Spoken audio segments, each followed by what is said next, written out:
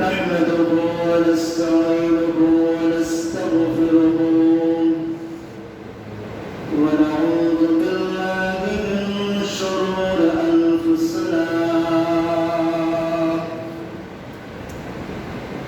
ومن سيئات أعمالنا من يهده الله فلا مضل له ومن يضلله فلا هادي له ونشهد أن لا إله إلا الله وحده لا شريك له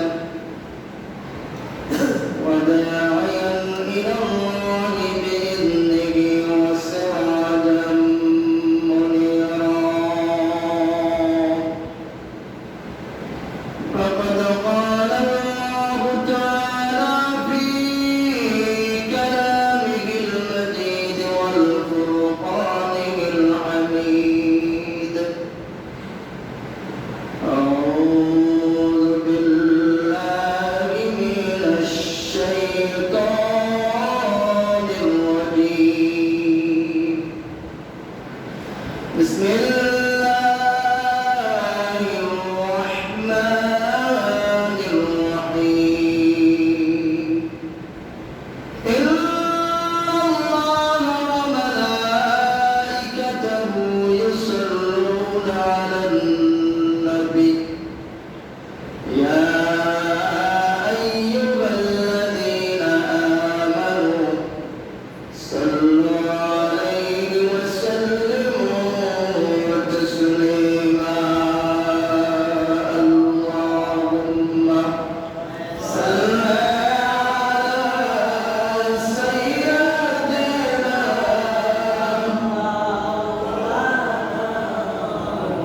محمد وعلى آل سيدنا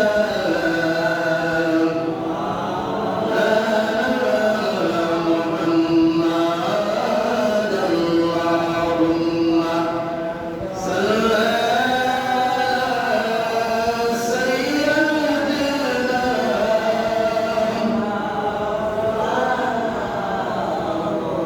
محمد وعلى آل سيدنا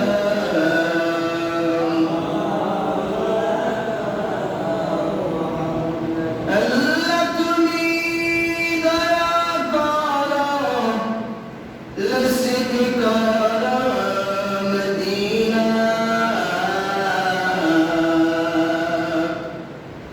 نبيك لديك قبل شيئنا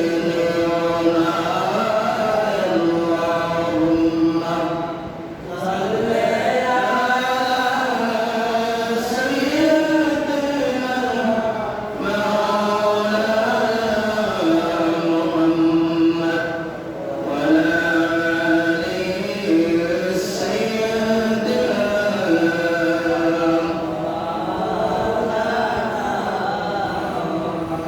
بلغ العلا بكماله كشف الدجى بجماله حسنت جميع خصاله صلوا عليه وعليه الله الله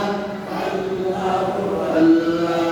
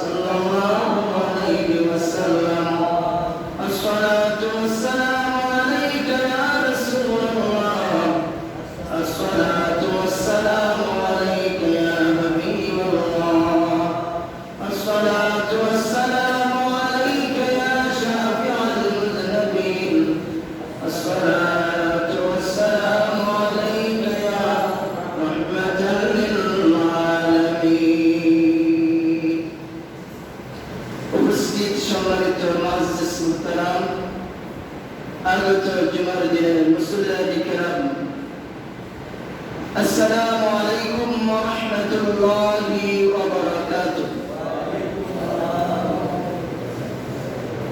মহান রব্বুল আলামিনের দরবারে শুকরিয়া জ্ঞাপন করি, যে মহান রব্বুল আলামিন আমাদেরকে সুস্থ রেখে এই জান্নাতের ফুল বাগিচা আসার আল্লাহ পাক আমাদেরকে তৌফিক আনায়াত করলেন। আমরা মহান রব্বুল আলামিনের দরবারে সকলে শুকরিয়া আদায় করি, সকলে বলি আলহামদুলিল্লাহ। সম্মানিত উপস্থিতি, এটা জিলহজ মাস, আজকে থেকে হজের কার্যক্রম শুরু হয়ে গেছে। মূল হজের কাজ আগামী দিন।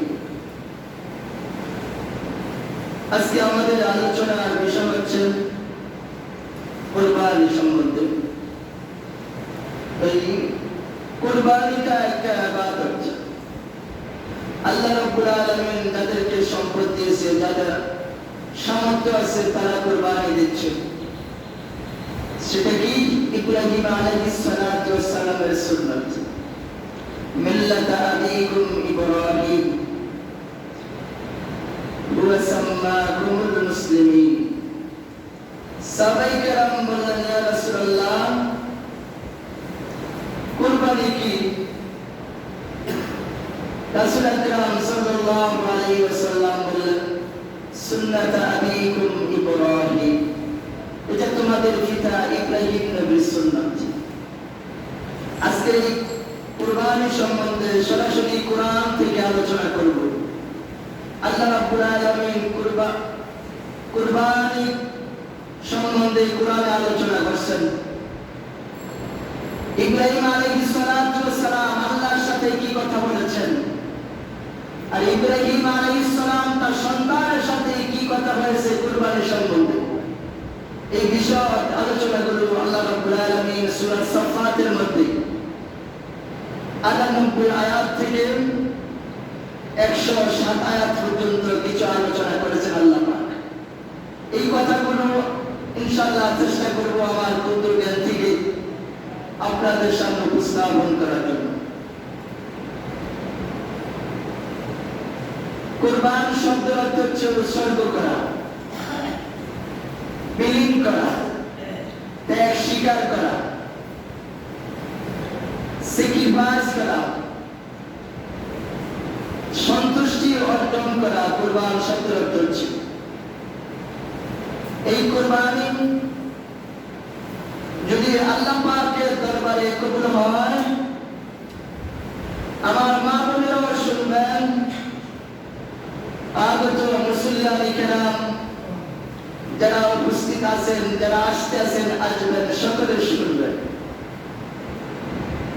এই কুরবান কেউ যদি একমাত্র তার রবকে রাজি খুশি করার জন্য, সন্তুষ্টির জন্য কুরবানি করে, অর্থাৎ জন্তু ক্রয় করে, এটা জয় করে আল্লাহর উদ্দেশ্যের জন্য, ওই ব্যক্তির কুরবানিটা যদি আল্লাহ পাকের দরবারে কবুল করে, আমার আপনার নবী উম্মতের কান্ডারি নবী পাক সাল্লাল্লাহু আলাইহি ওয়াসাল্লাম বলেন, পুরা গরুটা, উটটা, দুম্বাটা, ভেড়াটা, ছাগলটা, ওই জন্তুটা মিজানের পাল্লায় তোলা হবে। সুবহানাল্লাহ।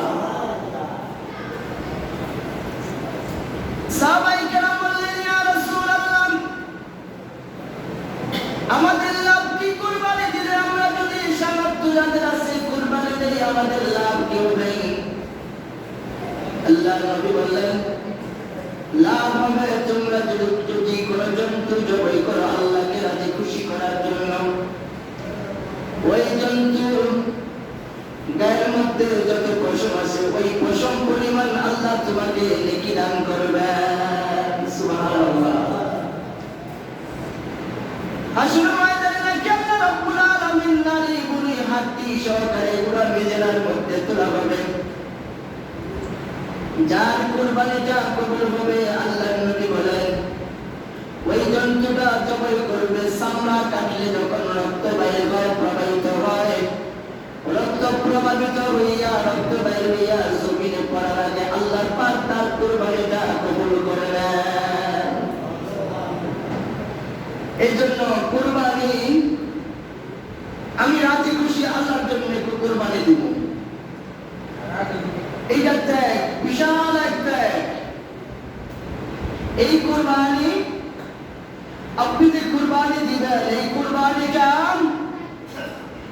টাকাটা হালাল হতে হবে, হালাল ইনকামের হতে হবে, হালাল সম্পদ দ্বারা হতে হবে। 1 নম্বর শর্ত। যারা কুরবানি দিবেন, কুরবানি দিচ্ছেন, আল্লাহ যাদেরকে সামর্থ্য দিয়েছেন তাদের এই কুরবানির সম্পদটা, টাকা পয়সাটা হালাল হতে হবে আল্লাহ দরবারে কবুলের জন্য। সোজা কথা, হালাল যদি না হয় কবুল হবে না, গুস্ত খাওয়া হবে। এরপরে শর্ত হচ্ছে নিয়ত। আপনি কি উদ্দেশ্যে, কি আত্মীয় স্বজনকে দেখাবার জন্য, সামাজিকতা রক্ষা করার জন্য, সমাজ কি বলবে, আত্মীয় স্বজন কি বলবে, পাড়াপতি প্রতিবেশী মহল্লাবাসী কি বলবে, এই উদ্দেশ্যে কুরবানি দিচ্ছেন, নাকি একমাত্র আল্লাহকে খুশি করার জন্য কুরবানি দিচ্ছেন? এইটা সঠিক করতে হবে, সহি করতে হবে নিয়ম। এই জন্য বলা হয়েছে কুরবান তো ত্যাগ স্বীকার করা। কুরবানি দিলাম, বিসমিল্লাহির রহমানির রহিম, কুল ইন্নাস সালাতি ওয়া নুসুকি ওয়া মাহইয়ায়া ওয়া মামাতি লিল্লাহি রাব্বিল আলামিন। আমরা যারা নামাজ পড়ি, রোজা রাখি, যাকাত দেই, হজ করি, অর্থাৎ যারা ইসলামের বিধিবিধানকে মানে, আল্লাহ কয় তোমার এই বিধান নামাজ আল্লাহর উদ্দেশ্যে, যাকাত তোমার আল্লাহর উদ্দেশ্যে, কুরবানি আল্লাহর উদ্দেশ্যে, তোমার নামাজ, তোমার রোজা সব কিছু আল্লাহর উদ্দেশ্যে। এই কুরবানি তো আল্লাহর উদ্দেশ্যে যে হয়, আল্লাহ রাব্বুল আলামিন কবুল করবেন। সুবহানাল্লাহ। সংক্ষিপ্ত আকারে কম সময়ের মধ্যে এবার বেশি কথা বলবো। এই জন্য আমাদেরকে যারা যাদের উপরে এখন আসুন, কুরবানি কাদের উপর আছে? কুরবানি ওই ব্যক্তির উপরে যার কাছে নিসাব পরিমাণ সম্পদ আছে, অর্থাৎ 52 তুলা রূপান, 7.5 কোটি পরিমাণ, এই পরিমাণ টাকা পরিমাণ সম্পদ তার কাছে আছে, তার উপরে টাকা, তার উপরে কুরবানি আছে। এই শব্দটা হজের যাকাতের সময় ব্যবহার করা হয়। এই কথাটা যাকাতের টাকাটা 1 বছর গচ্ছিত থাকলে তার উপরে এই পরিমাণ সম্পদ, 1 বছর টাকা ব্যাংকে গচ্ছিত থাকলে তার উপরে যাকাত ফরজ। আর 52 তোলা সমপরিমাণ স্বর্ণের সম্পদ তার কাছে আছে সবসময়, এই মুহূর্তে মালিক হয়েছে, আজকে মালিক হয়েছে, তার উপরে কুরবানি আছে। অনেক উলামায়ে কেরাম বলেন ফরজ, কেউ বলেন সুন্নাত, কেউ বলেন ওয়াজিব, ইখতিলাফ আছে, মত পার্থক্য। কেউ বলেন যাদের উপরে ফিতরা ওয়াজিব তার উপরে কুরবানি ওয়াজিব। আমি গুনাহগারের কথা নয়, ফিকহার ইমামদের কথা না, এটা ইখতিলাফ আছে। ইমামরা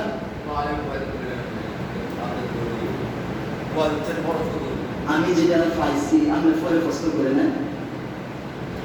অনেক ইমামরা, ইমাম 7 জন, ইমামদের মধ্যে ইখতিলাফ আছে। অনেক ইমামরা কেউ বলছেন এটা বাধ্যতামূলক, কারণ সম্পদ থাকার পরেও অনেকে দেয় না, কি গুনাহটা করে। এই জন্য এটা যে ইখতিলাফ আছে, আমি কথাটা বলছি, ইখতিলাফ মানে পার্থক্য আছে। আমি প্রথমে বাইরে দিচ্ছি, কেউ বলছেন আমার সুন্নাত, কেউ ওয়াজিব বলছেন, কেউ আবার ইমামদের মধ্যে পার্থক্য করছেন, কেউ বলছে ফরজ। তো এটা আমাদের মাযহাবের ইমাম বলছেন না, এটা ওয়াজিব। বাবা আদম আলাইহিস সালাতু ওয়াস সালামের যুগ থেকে কুরবানি শুরু হয়েছে। হাবিল এবং কাবিল আল্লাহ পাক হুকুম করলেন তাদেরকে কুরবানি দেওয়ার জন্য। কাবিল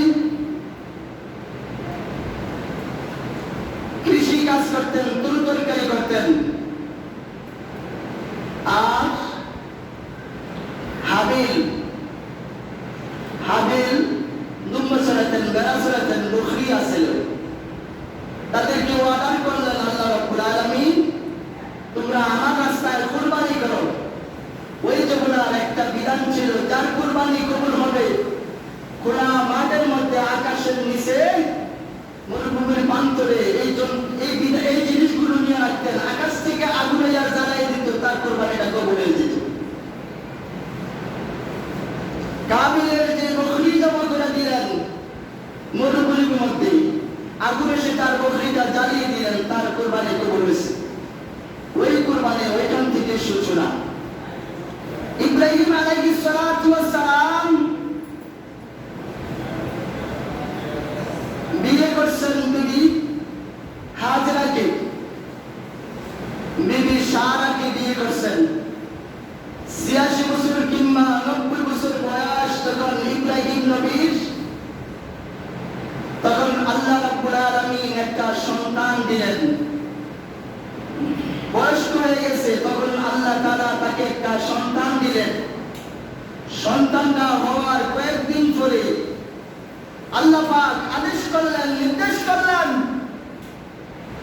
যে তোমার সন্তানটাকে ওই জায়গার মধ্যে মরুভূমির মধ্যে রেখে আসো, সন্তান এবং স্ত্রী সহকারে। সন্তান এবং স্ত্রীকে কোথায় রাখবেন, কোন জায়গা, আল্লাহ তাআলা জিবরাইলের মাধ্যমে সবকিছু বলে দিলেন। আপনাকে পথ দেখাবে জিবরাইল, ওই স্থান নির্ধারণ করে দিবে জিবরাইল। আপনি জিবরাইলের পিছু পিছু থাকবেন আপনার স্ত্রী এবং সন্তানদেরকে নিয়ে। কোথায় ছিলেন? ফিলিস্তিন, সিরিয়াতে ছিলেন। সিরিয়া থেকে এই মরুর প্রান্তরে মক্কাতে আসলেন। এখন যে মক্কাতে দেখতেছেন বাড়িঘর, লক্ষ হাজার বাড়িঘর, এখানে কিছু ছিল, একটা গাছপালা ছিল না, একটা বাড়ি ছিল না। যখন ইব্রাহিম আলাইহিস সালাতু ওয়াস সালাম বিবি হাজরাকে নিয়ে আসলেন, সন্তানকে এখানে রেখে দিলেন খানায় কাবার পাশেই। এখন যে জমজম, মেন জমজম পানি যেখান থেকে ওটার ওই পাশে ১০০-২০০ গজ দূর হবে। এখানে মরুভূমি ছিলেন, পাহাড় ছিলেন। এই মক্কার মধ্যে হাজার পাহাড় আর মরুভূমি। এখানে সন্তান, শিশু, নাবালক শিশু সন্তানকে, দুধের সন্তানকে এবং স্ত্রীকে এখানে রেখে চলে যাচ্ছেন। অনেক দূর চলে গেছে, পিছের দিকে তাকালেন ইব্রাহিম আলাইহিস সালাম। তখন বিবি হাজরা বললেন, স্বামী গো, আমাদেরকে এখানে মরুর প্রান্তরে জন্য একটা গাছপালা নাই, পানি নাই, মানুষ বসবাস করে না, এই মরুর প্রান্তরে পাহাড়ের গুহায় একা রেখে যাচ্ছেন। আপনি কি আপনার ইচ্ছায় রেখে যাচ্ছেন না আল্লাহ পাকের হুকুমে রেখে যাচ্ছেন? এই কথাটা বলে যান। ইব্রাহিম আলাইহিস সালাতু ওয়াস সালাম মাথাটা নিচু করে লেড়ে বললেন, আমি আমার রবের হুকুমে তোমাদেরকে এখানে রেখে যাচ্ছি। সুবহানাল্লাহ। ইব্রাহিম আলাইহিস সালাতু ওয়াস সালাম এই কথা বলে সামনের দিকে হাঁটতেছেন। বিবি, আমাদের স্ত্রী আজকে কেমন তাকওয়া নাই। বিবি হাজরা বলছেন, যদি আপনার রব, আপনার মালিক আপনাকে নির্দেশ করে থাকে, এই কাজ যদি আপনার রবের হুকুম হয়ে থাকে, আমি বলতেছি আলহামদুলিল্লাহ, আমি আল্লাহর দরবারে সন্তুষ্ট। আল্লাহ রাব্বুল আলামিন আমার সন্তানের এবং আমার জামিন জিম্মাদার হয়ে যাবে। সুবহানাল্লাহ। সংক্ষিপ্ত করে বলছি, রেখে গেলেন। এবার আসুন আমরা কোরআন থেকে জানি। আউযু বিল্লাহি মিনাশ শাইতানির রাজীম। বিসমিল্লাহির রাহমানির রাহিম।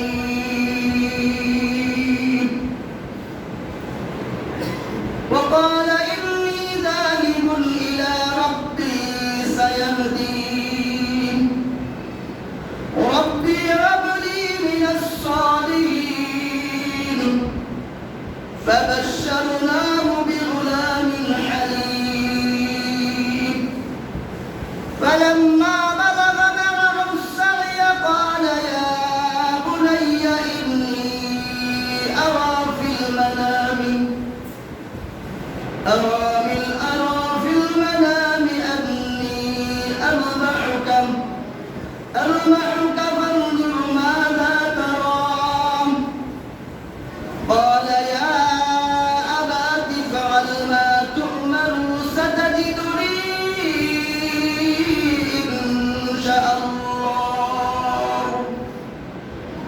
إن شاء الله من الصابرين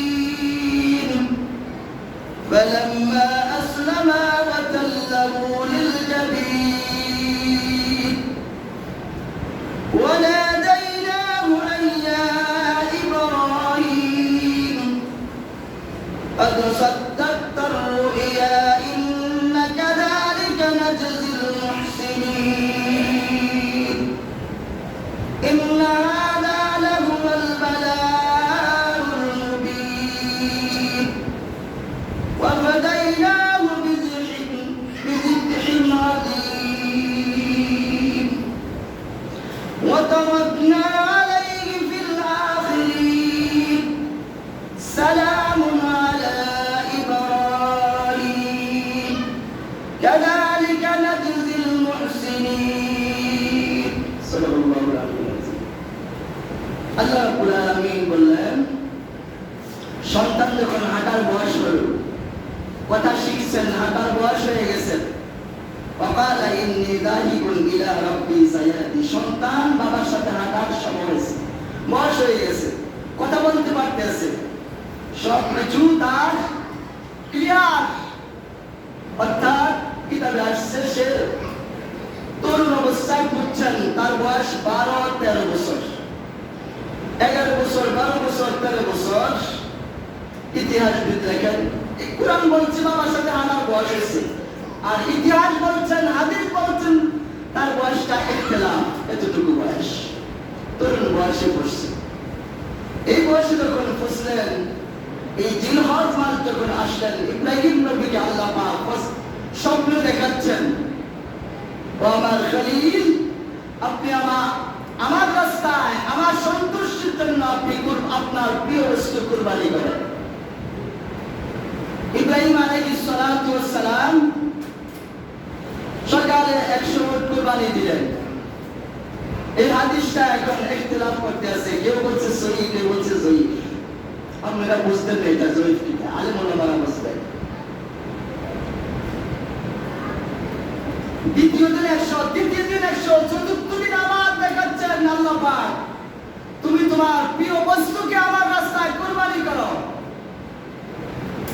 ইব্রাহিম আলাইহিস সালাতু ওয়াস সালাম মুস্তার বাকি রইল না যে আল্লাহ পাক আমাকে আমার সন্তানকে চাচ্ছেন আমি 300 উট কুরবানি দিলাম আল্লাহ পাক চতুর্থ রাতে আমাকে আবার স্বপ্ন দেখালেন আমাদেরকে বুঝতে হবে নবীদের স্বপ্ন স্বপ্ন নয় নবীদের স্বপ্ন হচ্ছে নবী সুবহানাল্লাহ ওই দুই প্রকার এই জন্য নবীরা স্বপ্ন দেখে এটা ওহি আল্লাহ পাক কিছু দেখাইয়া তাকে হুকুম করেন নির্দেশ দেন আদেশ করেন ইব্রাহিম আলাইহিস সালাতু ওয়াস সালাম বুঝলেন যে আল্লাহ রাব্বুল আলামিন আমাকে আদেশ করেছেন নির্দেশ করেছেন আমার কলিজার টুকরা আমার প্রিয় দান আমার প্রিয় বস্তু হচ্ছে আমার 90 বছরের বয়সের আমার কলিজার টুকরা আমার সন্তান ইসমাঈল সুবহানাল্লাহ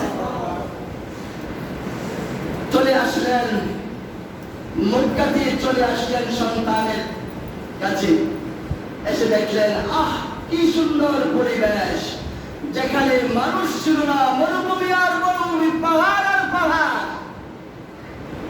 এখন আঙ্গুরের গাছ বেদানার গাছ আপেলের গাছ কাজুরের গাছ এখন মানুষ বসবাস করে পানি কোনো পানি ছিল না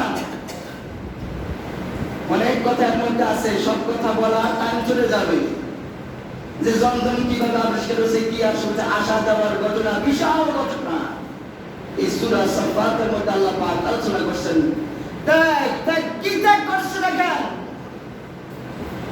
বুড়া বয়সে সন্তান হয় না সন্তান হয় না বুড়া বয়সে আল্লাহ পাক বললেন তোমার প্রিয় বস্তুকে আমার রাস্তায় দাও এই সন্তান বড় বয়স রেখে আসলেন 12 বছর পরে এখন আসছে স্ত্রীর কাছে এসে দেখেন বিবি হাজেরা জমজমের পানিগুলো আঙ্কুর কাটারা গাছে দিতেছেন পানি, গাছের কাজপতি নিয়ে যেত। স্বামী এসে সালাম দিলেন স্ত্রীকে। আমরা তো এখন স্বামীর দিই না, বউর দিই না, সালাম কয়দিন মনে মনে উঠতে যাবো। এটা ইব্রাহিম আলাইহিস সালাতু ওয়াস সালাম এসে সালাম দিলেন বিবি হাজরাকে। বিবি হাজরা বললেন, ওয়া আলাইকুমুস সালাম ওয়া রাহমাতুল্লাহি ওয়া বারাকাতুহু ওয়া মাগফিরাতুহু ওয়া জান্নাতুকা। দৌড়িয়ে চলে গেলেন স্বামী কদমে। সুবহানাল্লাহ। এখন তো দাঁড়িয়ে রইল, তুই 12 বছর আমার এক কেদাসা খাবাচ্ছা গোলাম মালিক, তুই আইসো আমার কাছে সাক্ষী ইসলাম না বুঝতো না। 12 বছর 13 বছর পরে ইব্রাহিম নবী আসছেন। বিবি হাজরা দেখে দৌড়ে গেছে, ঘুম থেকে আর ওঠে নেই। স্বামীর কদম খুশি করতেছেন, সালাম করতেছেন। তাড়াতাড়ি একটা পাথর এনে দিলেন। এই যে জমজমের কাছে বসেন, আমি ওজুর পানি আনি আপনাকে জমজমের পানি দিই। জমজমের পানি দিলেন স্বামীকে। তার আপনি বসেন, আঙ্গুর বেদানা খাজুর নিয়ে আসেন, আপনি খান, আবার পানি নিয়ে আসেন, আপনি ওজু করেন। ওজু করার পরে বিবি হাজরা নিজের চুলগুলো দিয়ে স্বামীর গাওটা, হাতগুলা, মুখটা, পাগুলা বসে দিলেন। সুবহানাল্লাহ। তাদের কথা আল্লাহ বাদশাহ রাখবো না, কার কথা রাখবো? কেমন নারী, কেমন নারী আজকে যারা আমরা হজ করতে যাই। এই মহিলা সাফা মারওয়া দৌড়েছে 7 বার, পানি আসেনি। ওই সাফা পাহাড়ে উঠছে, উঠতে চাইছে কোথাও পানি পাচ্ছে কিনা।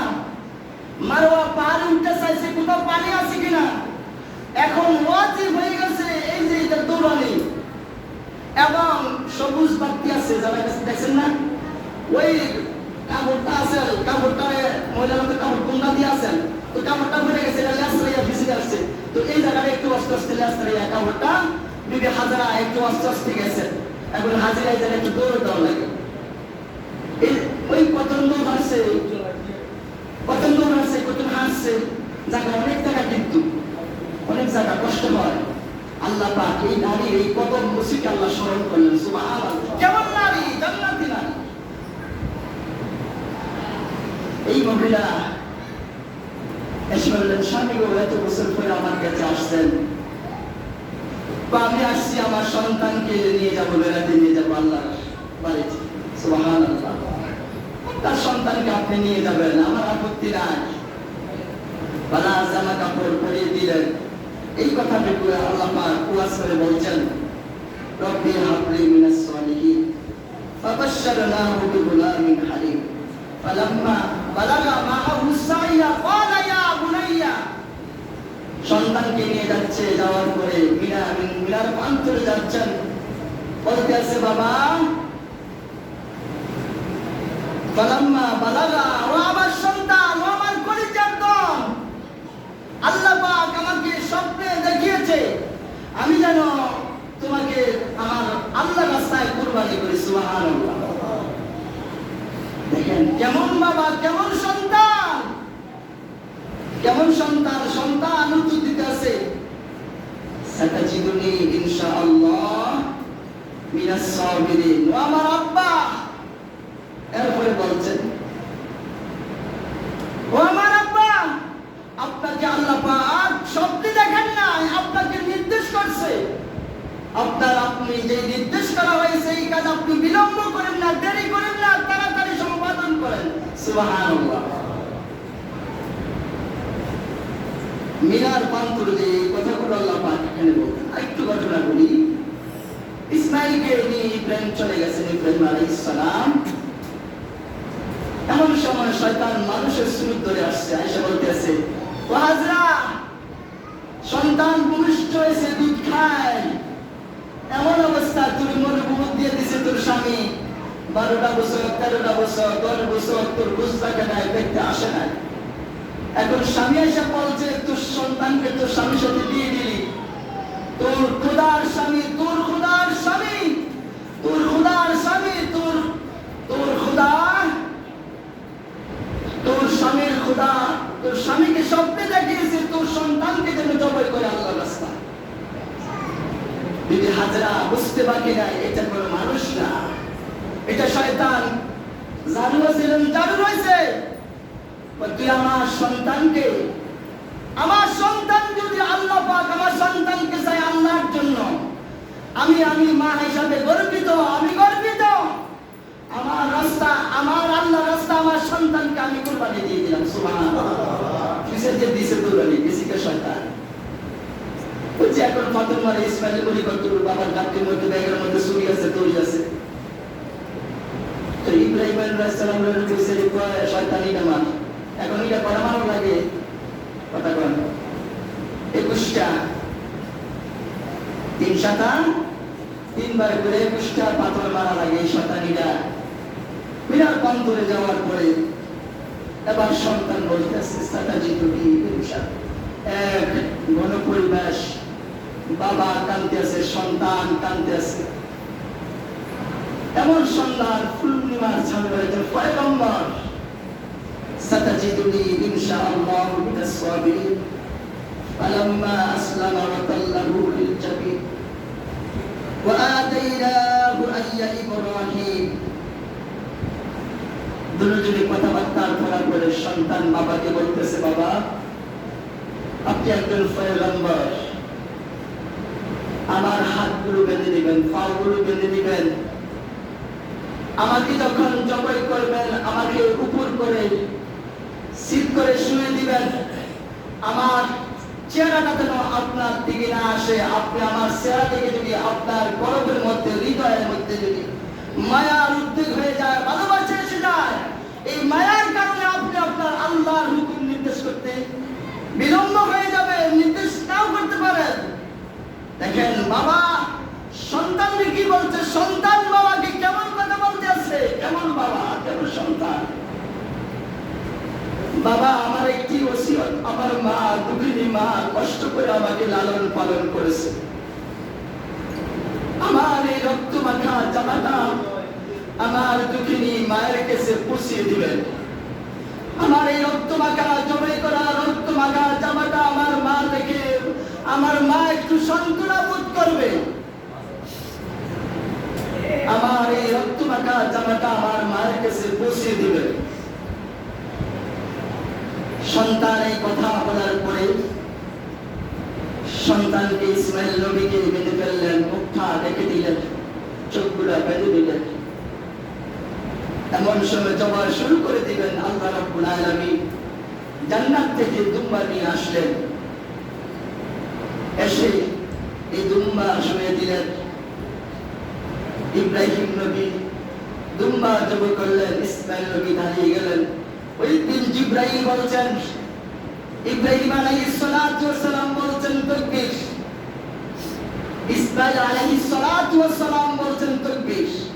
এজন্য বলতে হয় আল্লাহু আকবার, আল্লাহু আকবার, লা ইলাহা ইল্লাল্লাহু, আল্লাহু আকবার, আল্লাহু আকবার, লিল্লাহিল হামদ। এটা মুসলিম মিল্লাতের উপরে প্রত্যেক সাবালিকা নরনারীর উপরে ওয়াজিব হয়েছে। প্রত্যেক ফরজ নামাজের পরে সালাম পেয়ে একবার বলা ওয়াজিব। আগামী রোববার ফজর থেকে শুরু করে বৃহস্পতিবার আসর পর্যন্ত, অর্থাৎ 9 তারিখ ফজর থেকে 13 তারিখ আসর পর্যন্ত এই তাকবীর গুলো বলা প্রত্যেকের উপরে ওয়াজিব। ইব্রাহিম আলাইহিস সালাতু ওয়াস সালাম এই তাকবীর ব্যবহার তোমরা জবাই করার পরে আল্লাহ পাক বললেন ওয়াফাদাইনাহু বিযিবিন আযীম।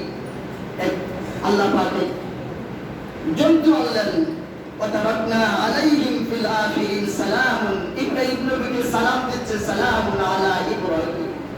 ও আমার হাবিব, ও আমার খলিল, আপনার সন্তানকে জবাই করার উদ্দেশ্য আমি আল্লাহর ছিল না। আমি আল্লাহ আপনার নিয়ত দেখেছি, ইরাদা দেখেছি, আপনার ত্যাগ দেখেছি। আপনি ইচ্ছা পোষণ করেন কিনা আপনার সন্তানকে আমার রাস্তায় কুরবানি দিতে। সুবহানাল্লাহ। আমি চেয়েছি আপনার চেষ্টাটা, আপনি চেষ্টা আছেন কিনা আপনার সন্তানকে কুরবানি দিবেন, আপনার সন্তানকে জবাই করেন, এই উদ্দেশ্য আমি আল্লাহর ছিল না। আপনি পরীক্ষার উত্তীর্ণ। সুবহানাল্লাহ। আজকে যারা কুরবানি দিচ্ছেন, আল্লাহ রাব্বুল আলামিন বলছেন নাইয়ালাল্লাহু রুহুহুমা ওয়ালা দিমাউহা ওয়ালাকিন ইয়ানালাহুত তাকওয়া মিনকুম। তোমরা যারা কুরবানি দিচ্ছ তোমাদের এই কুরবানির গোশত, হাড্ডি, মাংস, রক্ত আমি আল্লাহর কাছে পুষবে না। এই কুরবানির মধ্য দিয়ে তুমি কি উদ্দেশ্যে, কি মকসুদ কুরবানি দিতে আসো, এই মকসুদ তোমার এরাদা, ইচ্ছা, তোমার ব্যাখ্যা আমি আল্লাহর কাছে আসবে। সুবহানাল্লাহ। আজকে যারা কুরবানি দিচ্ছেন, গত কুরবানি ছিলাম, এটা দুঃখজনক ব্যাপার। আপনি পুরাটা গরু খেয়ে ফেলেন না, এখন তো চুলও হালায় না, ওই সামনে বলে খাইয়া না, চুলমুল ফালাইয়া মৃত্যু করে আপনি খেয়ে ফেলেন, আপত্তি নাই, ইসলামের আপত্তি নাই।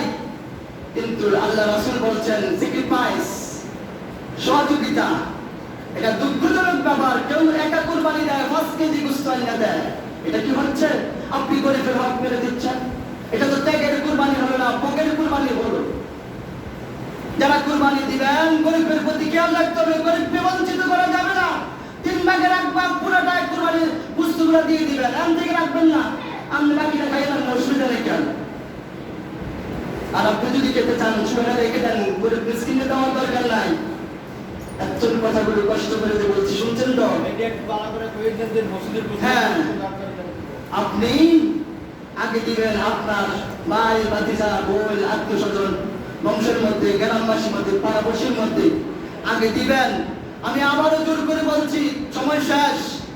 যারা কুরবানি দিবেন, যারা কুরবানি দিচ্ছেন, এই কুরবানির গোশতটা 3 ভাগ করবেন। এটা নিয়ে ইখতিলাফ আছে, কথা বললে আবার বেঁচে দিবেন। কোন হাদিস কি সামনে দাঁড়িয়ে কথা বলবেন? মন করার কথা। এখানে এখন কিছুদিন আগে আমি একটা প্রোগ্রাম করছি ফেসবুক লাইভে, রুমের মধ্যে 13,000 লোক আমার প্রোগ্রামটা দেখছে, লাইক এবং শেয়ার হচ্ছে 13,000 উপরে। তো এখন নেটের যুগ, কথা বলতেছি, এটা অনেক লোক দেখবে দেশ বিদেশ থেকে, আলেম ওলামা দেখতেছে, অনেকে কমেন্ট করতে আছে। যারা শিক্ষিত, যারা মোবাইল চালান, তারা করতে হবে। এখন অনেকে কমেন্ট করে যে আমি কোন কথাটা কি বলছি, কোন জায়গা। এখন আর সেভেলের দেওয়ার মতো সময় নাই, এখন এই যুগ নাই। কিছু লইয়ে দাঁড়াই এখানে কথা বলার জন্য। এই কুরবানি দিবেন, আপনার প্রতিবেশী গ্রামবাসী যারা আছে, আজকে 2 মিনিটে দেখুন পিরাগণ, এখনই শেষ করে দিচ্ছি।